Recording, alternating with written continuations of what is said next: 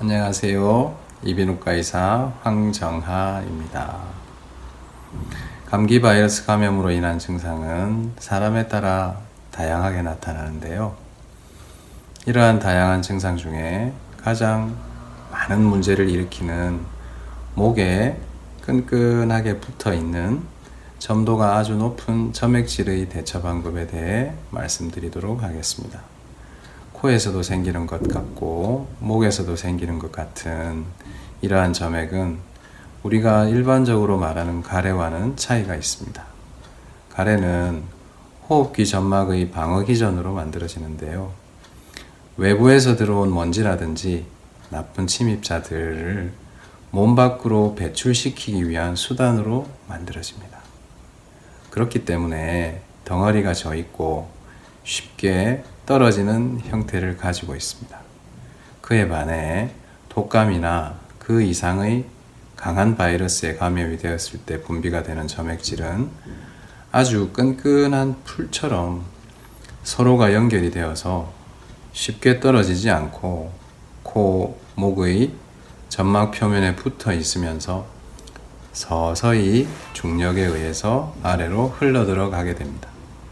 대부분은 식도를 통해서 위장관으로 들어가지만 일부분은 후두의 성대에 붙어서 목소리의 변화를 만들고 강한 점착성으로 소량은 기도를 통해 들어가게 됩니다. 식도를 통해 배로 간 것은 약간의 소화장애를 일으킬 수는 있으나 결국은 소화를 통해 밖으로 배출이 되지만 폐로 흡인된 것은 나갈 곳이 없어 2차적인 감염을 일으키면서 폐에 쌓이게 됩니다. 결국 종착지이기도 하고 가장 큰 문제를 만드는 곳이 폐가 되는 것입니다. 건강한 폐 기능을 유지하기 위해 이런 점액 성분을 목으로 배출시켜 줘야 하는데요. 점액의 아주 끈끈하고 점착성이 높은 성질 때문에 자정작용인 선모 운동이 일어날 수가 없는 상태라서 힘을 들여서라도 점액의 배출을 도와주어야 합니다.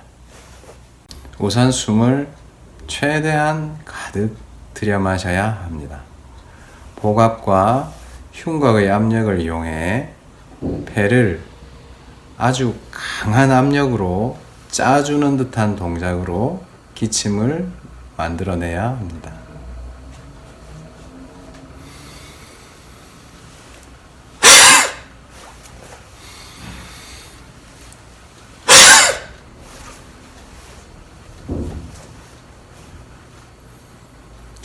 이러한 기침을 한 번 할 때 두세 번씩 하루에 10회 정도 해주셔야 합니다. 이렇게 만들어진 강한 호기의 힘으로 점액의 배출을 유도해 폐가 점액으로 젖어 있지 않도록 해준다는 게 중요한 포인트라고 하겠습니다. 폐가 이러한 점액으로 차게 되면 기관지가 좁아진 효과의 상태가 되고 점액이 산소 이산화탄소 교환을 방해해 산소 포화도가 낮아지게 되고 그로 인해 심장에도 부담을 주게 됩니다. 환자는 천식이 생긴 것 같이 숨을 쉬어도 답답함을 느끼게 되고 가슴 앞이나 등 뒤에 뻐근한 통증이나 압박감을 느끼게 되며 저산소 혈증으로 무기력하고 조금만 움직여도 숨이 차고 갑자기 느껴지는 심장의 불규칙한 이상박동을 경험하게 됩니다. 아울러 이러한 저산소증이 오랜 동안 지속되면 어지럼증이 생기고 서서히 뇌신경계의 손상으로 나타나며 여러 신체 장기에도 다양한 손상을 가져오게 됩니다. 더군다나 이러한 진행은 표시나지 않게 서서히 나타나기 때문에 자기도 모르게 진행된다는 것이 큰 문제입니다. 이러한 여러 가지 문제를 만들어내는 끈끈한 점액, 이 점액질을 적극적으로 대처해서 비가역적인 손상을 입지 않도록 해야 할 것입니다.